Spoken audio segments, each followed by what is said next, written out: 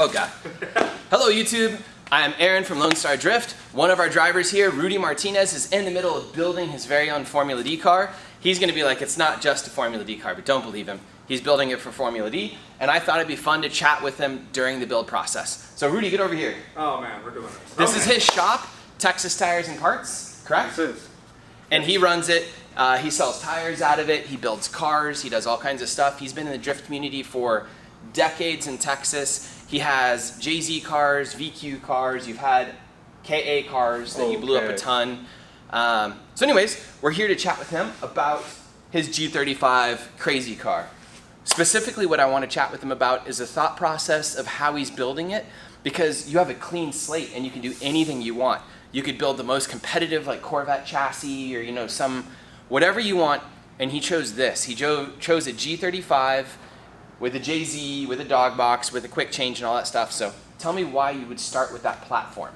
Why this platform? Yeah. Okay, so this one was very economical. I could go out and buy a Mustang, but drifting it would probably get expensive because I do really like the Mustangs.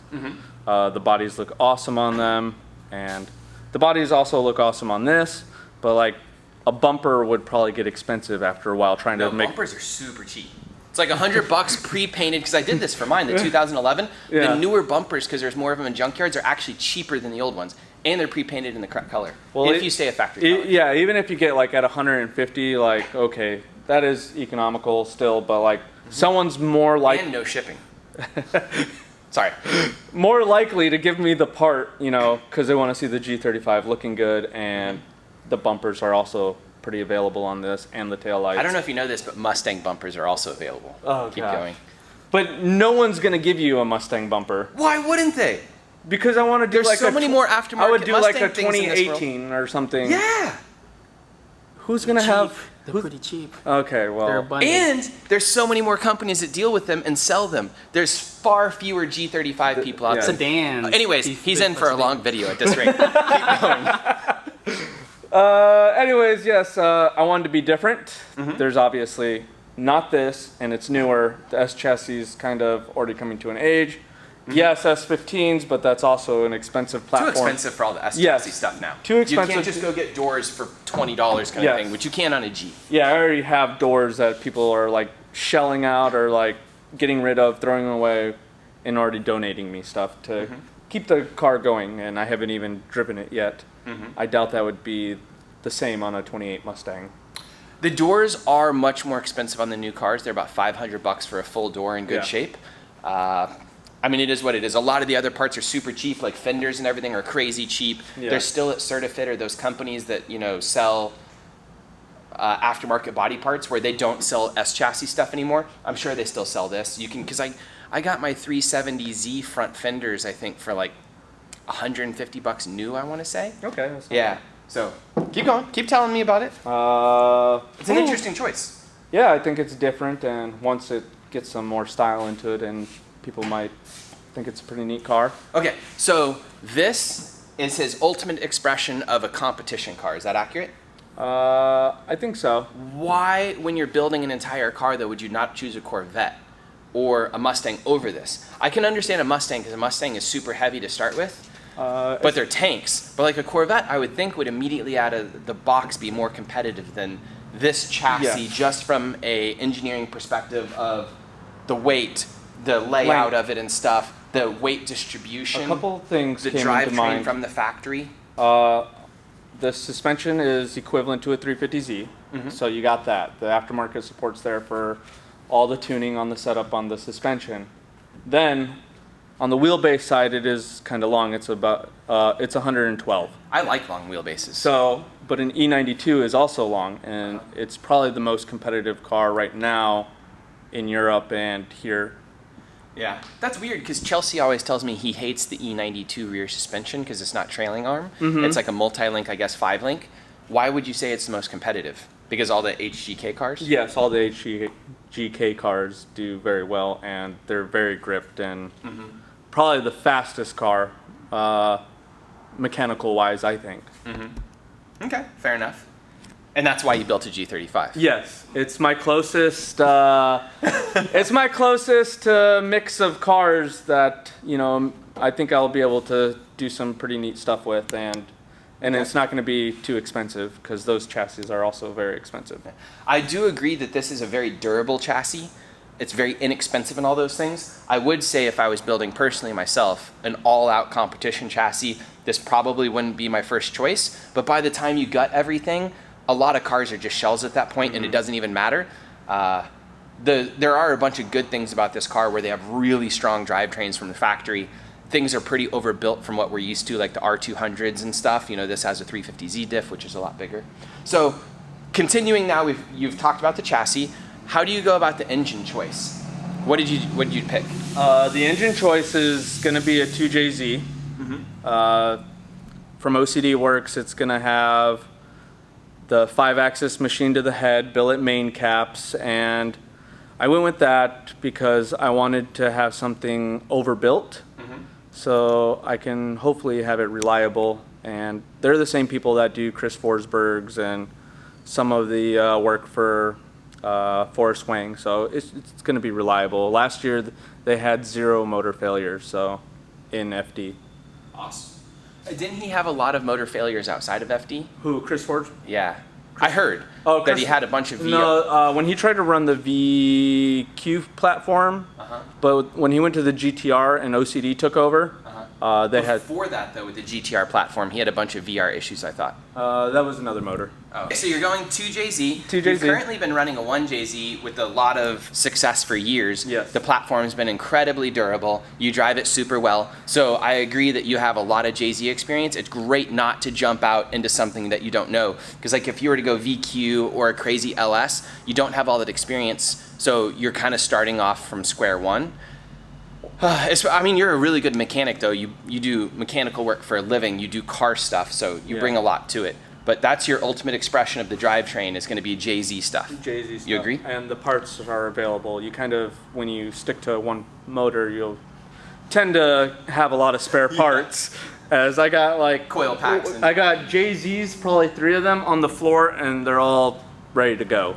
Not because I needed them, but because I saw a good deal, and it's easier to buy something when you see a good deal rather than you need it. Yeah. So those are like $600 JZs that no one else could do anything with because they didn't have the parts to go around it. So scoop it in and... Well, that makes sense. Yeah.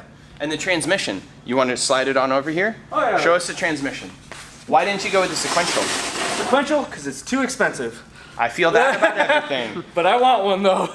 So what is this? This is a G-Force GSR that we picked up from Forrest Wang while we were in Vegas during SEMA. And it has Andrews gears, which are the forged gears. Do you have a specific use for this car you have in mind? Like, is it going to be Pro 2? Is it going to just be local competition stuff whenever there's a big money competition within 500 miles or so? Like, what's the specific use? Or are you just building it because you want to build something crazier than you already have? I think I want to build it because it's crazier than what I already have. The S13 has been a great car, but when you break down all the parts, it's kind of just like a great value car. It has an ISR turbo, has a $200 angle kit on it. You know, everything besides the dog box, it is just a simple car, 1J. But it's cost effective that way and it's lasted you. Yes. This is going to be expensive. I imagine this is new is about a $9,000 transmission. The engine, I would guess, is a $15,000 engine package new. Yeah. Something like that. So this car, if you were to give it to a, like, just in parts, it's probably going to be $40,000 in parts. Yeah. I'm guessing. Yeah, no, you're correct. 12, and you make friends along the way, and... So you're going to be really mad when I hit it. I'm hoping to be faster than you. Oh, you might be. No, I don't know.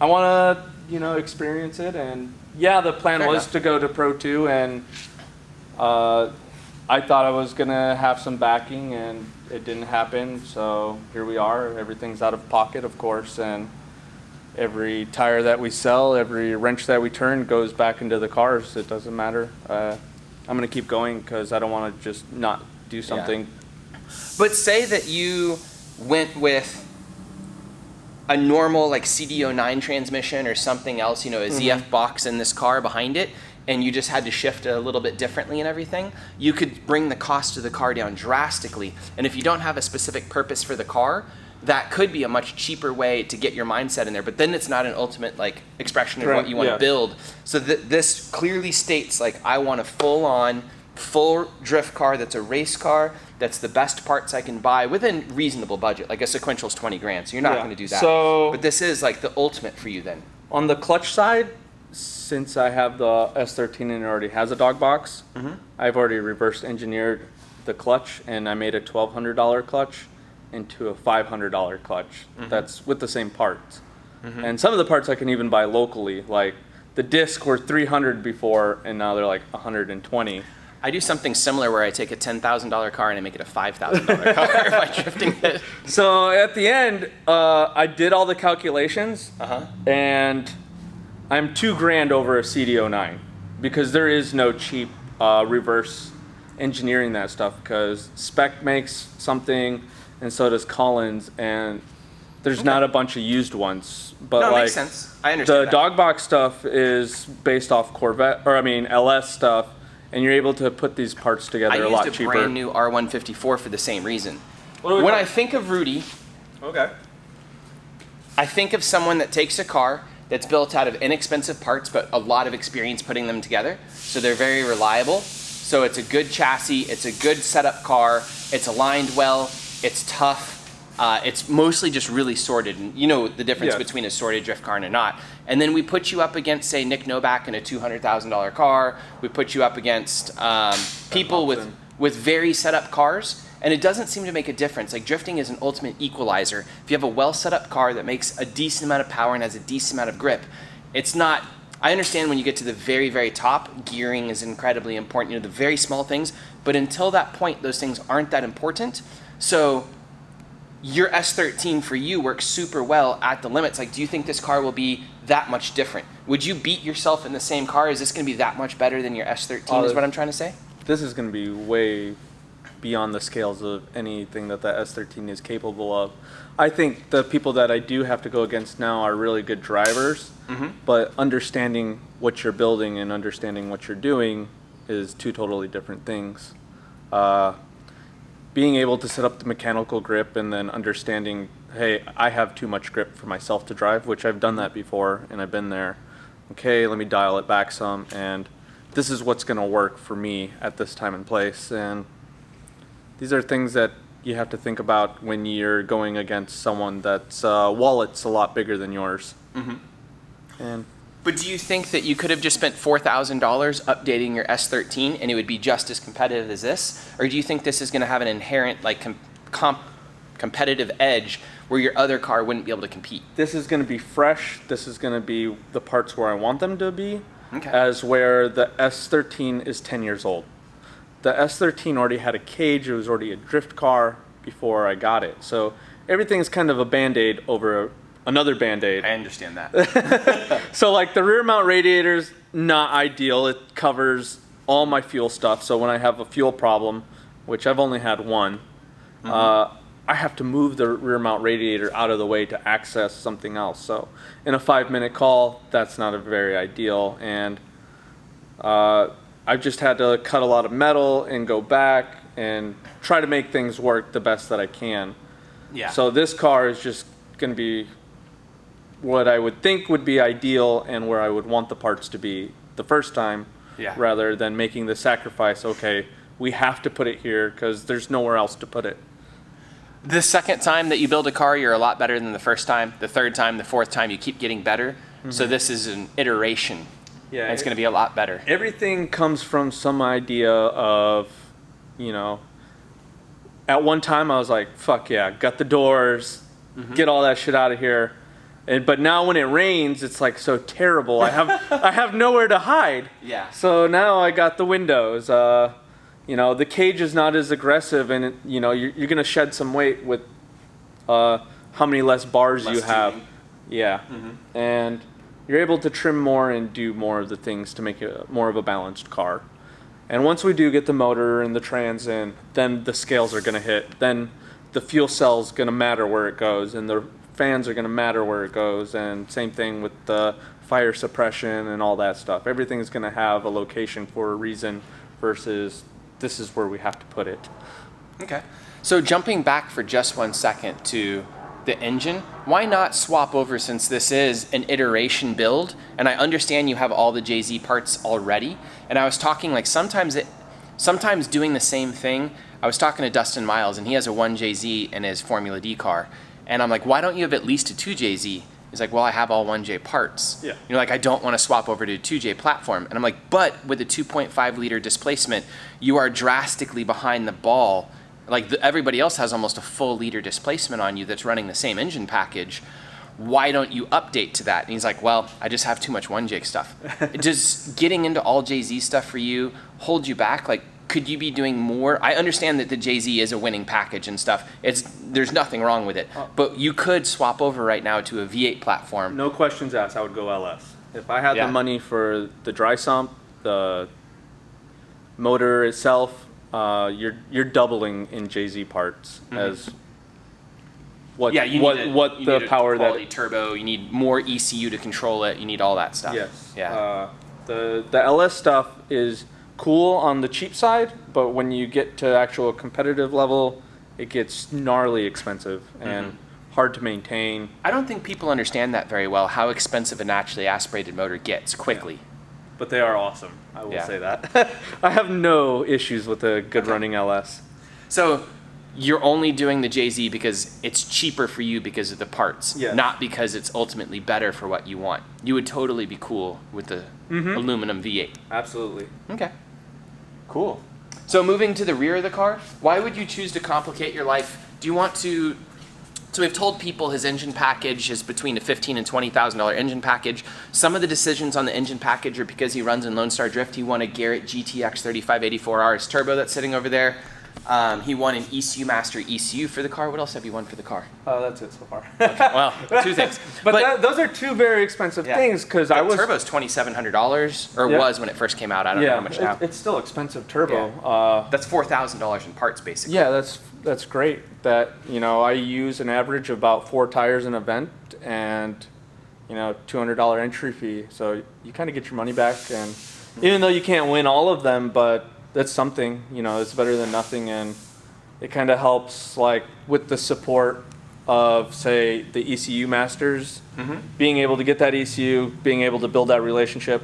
It's not going to stop there. I'm going to, go ahead and get the rest of the ECU stuff to go along with it. You're like, I'll milk them for more. I'm going to ask them, and, I don't want to just have the ECU masters without the display. I want the tire temperature. I want the GPS. Oh, God. You're getting into it. Yeah, I want to know all this stuff. I need stuff. the solid state power distribution module. They sell a lot of really cool stuff. They do. And they're local, so you can get support maybe. And they drift in our series, Zach, the owner, so it's a really good synergy. At the end of the day, you have to support each other, and it doesn't matter what it is. Zach's bought tires for me, so, why wouldn't I go ahead and buy the rest of the software or the parts that go along with the ECU to help him out as well. Let's go to the back of the car. So you've got a quick change poking out right there. Why a quick change? What was the limiting factor in this chassis? Have you been having gearing problems in your S13 that you weren't able to be competitive or do what you wanted? Was that a limiting factor and you had to solve it by spending, how much is a quick change all in total? Quick change all in with the axles and getting it set in. Yeah, getting it all set in there. You're probably looking about $6,000 to $7,000. And I've saved some money because Alexander went ahead and took the plunge and got it fixed in there for me. So that saved me a bunch of money. But that's $7,000 so you can adjust your gearing. When we saw some people like Yokoi from MCR Factory win a Formula D round in Texas with a stock diff, that was a stock, I don't know if, were they GTR diffs, Si? They're probably GTR diffs. Yeah, probably GTR diffs of, he had like 3 different gear ratios and they would swap it at the track and it would probably take them 20 minutes. So they couldn't do it, something like that. They couldn't do it in between runs or something like that crazy fast. But why would you not go that way? Because it's already a crazy, I'm interrupting him, everybody always says that. No, that's good. I was going to say, it's this crazy strong diff from the factory, the 350Z diff and the axles, you're not going to break them. Do you agree? Yeah. So this is $7,000 to be able to adjust the gearing slightly. Go. Well, tell me. You can adjust the gears all across the board. It doesn't matter. Right, but what you want typically is slightly. So if you want to do a lot of gear adjustment, shift. So in 2018, we did that. I had a 401, 3.9, 3.7, 3.5. I had all these Z diffs. Mm-hmm. You get 6 runs in FD Pro 2. Mm-hmm. That's not Not enough ideal to switch out something. And even I find myself, if I'm at any other event, I'm like, man, I wish I had like a 408 or something. I just kind of drive through it because like, I don't want to be on the fucking ground rolling around to spend 30 minutes trying to change a diff. With my V8, I don't ever think about gearing. I don't know if you've driven a lot of V8s, but like with the V8, just the torque band and the power band fixes that a lot of the time. Is it a JZ problem where with a turbo, it's much more narrow power band and you need to fine tune the power band to the diff? Or the diff to the power band, I guess? I've driven some LS cars, like Ben's is really pretty well set up. To say the least. No, Ben Lee with the 350Z. Oh, I was thinking Ben Hobson. Ben Hobson, yeah. And yes, you're able to do things with the LS. It makes a lot of torque, and having the 1J, you definitely have to keep the RPMs all the way up. So I do agree that you have to make it But work. you were limited. Yes, you were. In this previous setup, and this is fixing a problem that you had. Yes. And it's a $7,000 problem. Yeah, but if you think about it, one time I've never had to service the dog box. So the dog box I check on it. Well, I meant $7,000 for the diff. No, I know, but the diff is overbuilt, right? Mm-hmm. So say same thing with the dog box. The dog box is overbuilt for a 1J. Like it's never gonna melt it. It's never gonna break anything. Mm-hmm. I mean, it might, but we've been going on 5 years. I check it. It takes 1 quart of oil, and that's it. It just works. Mm-hmm. So why go back? I've seen people. CD09s are very good, but I've definitely seen people trash some. Yeah, I had a dog box. I loved it. It was great. I think they're great. I concur. I'm all into this. This is just another. My dog box was $1,500 though. I'm cheap, just like you know what being cheap is like. This is an expensive diff, so you have to be committed to needing it. It can't be, like $7,000 could be something. It could be a 3-4 stroker. It could be a whole car. Yeah. Well, yeah. It's a whole car, but drifting is very important to me, and you know what? I really enjoy drifting, so. So how much do you think the drivetrain is from front to back? We have probably no less than 7 all set up for the transmission and the clutch. Yeah, no, that's absolutely on point. 7 for the diff, so that's 14.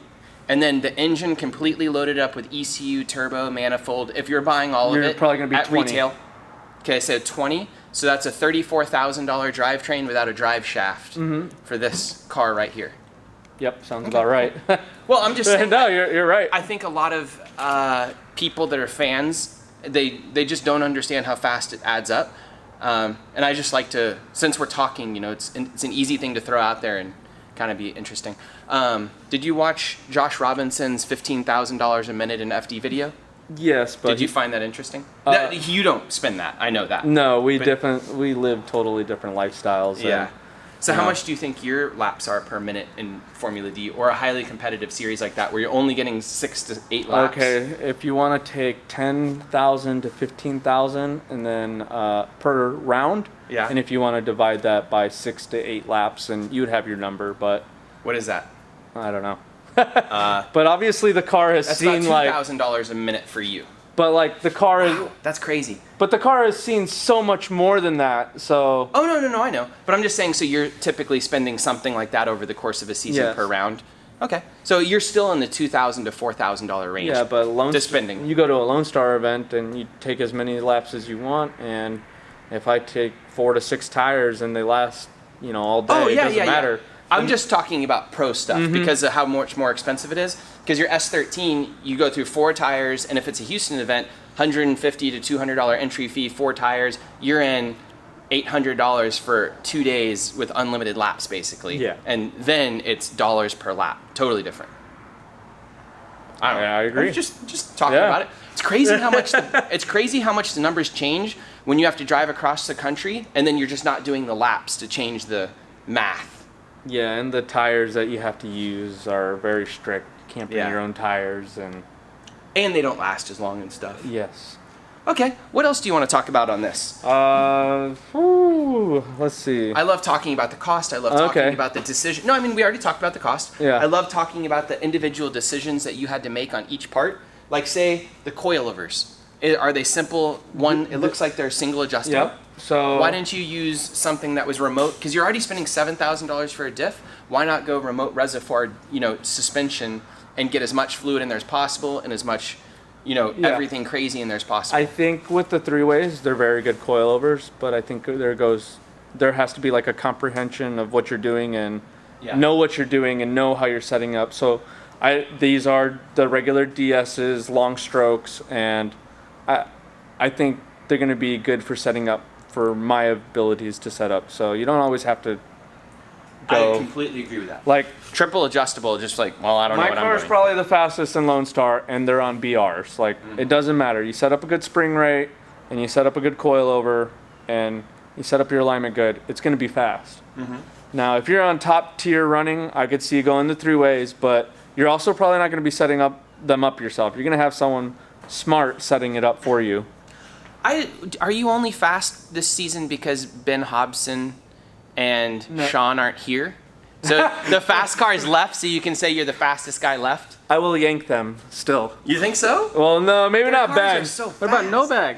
Oh, no, but yes, he yanks me. But we're also on a different tire. No matter what, like that 200 to 300 tread wear makes a big difference. Yeah, it does. Those Volinos rip, which that's what's on this car. So, whew, yeah. 30 laps or 2? Which do you want? I'm a seat time guy, so I always go there, but I understand the But concept. the 285s have been very generous with the grip that's available. Because now on the S13, I can run 30 PSI and it feels really sticky on the 285s. But on a 265, the big difference is I'll run 6 PSI and it still feels loose. Yeah. So it's a really good tire now. All right, jumping back into this car. So we talked about the suspension. You don't need a super complicated suspension for the coilovers themselves. How about the arms? Because it looks like you have full WiseFab up front. Did you choose to spend, what's in the back of the car? Ooh, we got the ISR arms. Oh. Oh, wait. Oh, you still can't see. Dang it. Okay. Well, so you went pretty low cost on the arms. Uh-huh. And that doesn't really matter. I think the WiseFab in the rear is really good stuff, and I've messed with some of it. Is it too delicate? It's too delicate. The WiseFab is made for competition, and it's made for braking, snapping, so you don't bend any like structural points. I just want everything built like a tank so I don't have to touch it. So getting a $2,000 arm kit would be expensive in the long run when something like the ISR arms on the S13 are still the original arms on it. They're the pro arms since 2015, so I've had really good luck with their stuff too. I've hit so many people, and it's just like, okay. Even though they look like little bananas now, but like they're still going. Cy and I were at Rad Dan's shop with the Super over in California. Do you remember his WiseFab box, Cy? He had a box this big of like $20,000 of broken stuff. It was crazy. Yeah, it's made to break, and Okay. if you're at that point, then what else is there to talk to about this thing? The best part to me, I think, is the steering column. It's simple, Let's see. but it's super lightweight. Does this open? Yeah. I'm afraid like something's gonna fall apart. No, nothing. You just like it because it's simplistic and it's a nice piece. It really took a lot of effort to put in. Really? Yes. It took a lot of hours. That little piece at the bottom is a fixed piece that I've had to cut and weld and make. I know it probably doesn't seem that crazy, but How many hours do you have in that one piece? Like just getting the whole steering wheel in. the seat in the steering wheel, I have over 50 hours. What? Yes, I have over 50 hours. I'm putting this seat in here, in this. Why is this? Yes, I really nerded out. So I had to get the optimal viewing point for me out the window. I took the wheelbase, and I calculated the wheelbase and the whole length of the car to where I wanted to sit to be in a neutral position. What? Yes. This is blowing my mind. Because I didn't want to pivot. I want to pivot with the center of the car, and that is where the center of the car is aligned with my body. That's a lot of thought. But I don't do that type of thought in my car. I just put the seat down. It's like, oh. I would too. But like, this is going to be the ultimate expression of. Yes. So yes, there's a lot of time in here, just trying to figure out. Wow. So how many hours do you have in the whole car? There's probably 30 hours in just the windows, just to because the windows are gonna work. And Oh, really? Yes, I have a harness for that. And, Are you not allowed to run glass? You have to run these? No, I'm trying to lose shave weight and Okay. stuff. I don't even know if that's a rule, but I know people. I know people run Lexan, so I'm just gonna. I Yeah. did read the minimal thickness, and I want to. Okay. Are you going to do your Lexan front? No, I like my. It'll be glass. Yeah, I like my glass windows up front. Yeah. Yeah, I don't need them Why to don't be you go frosted. carbon doors and stuff? Because then you have to make the carbon doors. What are you, poor? Here's why. Well, there is no G35 support for this. Yeah. Like all this stuff, I have to get made. Like these are made from a guy in New Zealand, and there's no one buying them but me, so I have to buy a bunch at one time to get them to ship over here because it's like some old guy, and he makes them, and then we made that ourselves. Right here, I know it's kind of weird, but I'm trying to get the inspiration of a JZX. This is also like so many cars that I like with the inspiration of something else. Yeah. So like the body is like a JZX imitation, but no, it's not the same. I never thought about that. This is literally like an American JZX. You take the chassis and you just swap all the parts in because you got to build it yourself. Yes. That's why the hood's like that. That's Hey, why Si. the vent is like that. I just want to say thank you to Garrett Turbo for sponsoring Lone Star Drift for so long. Thank you for supporting our drivers. Lots of 3584s were put into drivers' hands. Mostly Harrison at this point. All right, keep going. I think that's it, man. I like this car. I don't care. I just want to drive. Okay, I had no idea you had that much time in the steering and stuff. Name something else you have a ton of time in. I mean, just the fiberglass work, and I don't know. Oh, you had to merge these two pieces? Yes, people were kind of like, why are you taking a carbon fiber? It was a perfectly good carbon fiber hood. And you cut it up? And we cut it up. Ah. How much power is it going to make? Oh, wait, that's a great question. How much power do you think you need to be competitive in this chassis for what you want to do? And again, what are those things you want to do with it? Okay, so like I said, we overbuilt it. OCD takes when they're drifting it, they take it up to 1,200 horsepower. Mm-hmm. But I want to be around 8. Mm-hmm. And I think that'll be more than efficient for me. Okay. How much do you make right now? Right now, I think probably about 415, 420. So you're almost going to So- double your horsepower. Yeah, in 2015, we were at 25 pounds of boost. So that was like the 480, 490, somewhere around there. On which turbo? Or wait, not, yeah, that was probably a GTX 3076. That probably had a fantastic power band, though. Yeah, and then in 2018, when we went to FD, we still had 25 for a couple rounds. Then we went to 31 PSI, and the car got really rowdy, but then everything started breaking. So I don't like working on the car, so now we're at 20 PSI of boost, and it just works. Yeah. Nothing ever breaks, really. Man, that's a lot of car.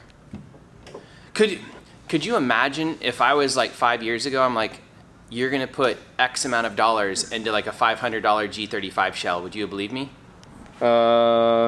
You're like, Probably yeah. not. You're like, I love G35s. He's now almost through the process. There's no engine in here right now, but the car is getting pretty far along. What would you do differently after building a full Formula D car like this? Would you still start with this chassis? Would you do a different drivetrain? What would you change?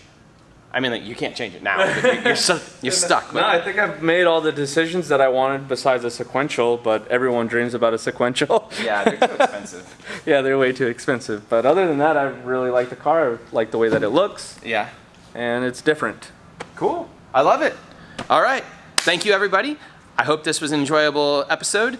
If you have any opinions, please give them. I'm super curious what you guys think because we all have opinions.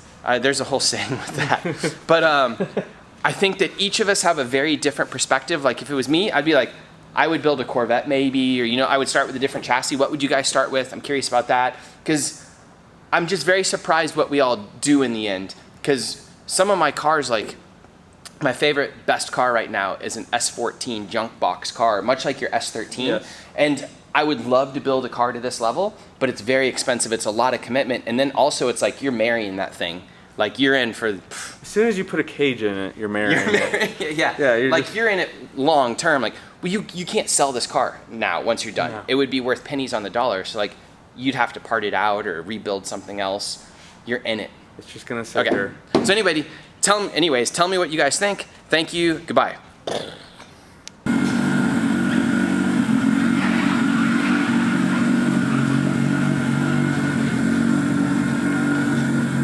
Don't look at the wheels.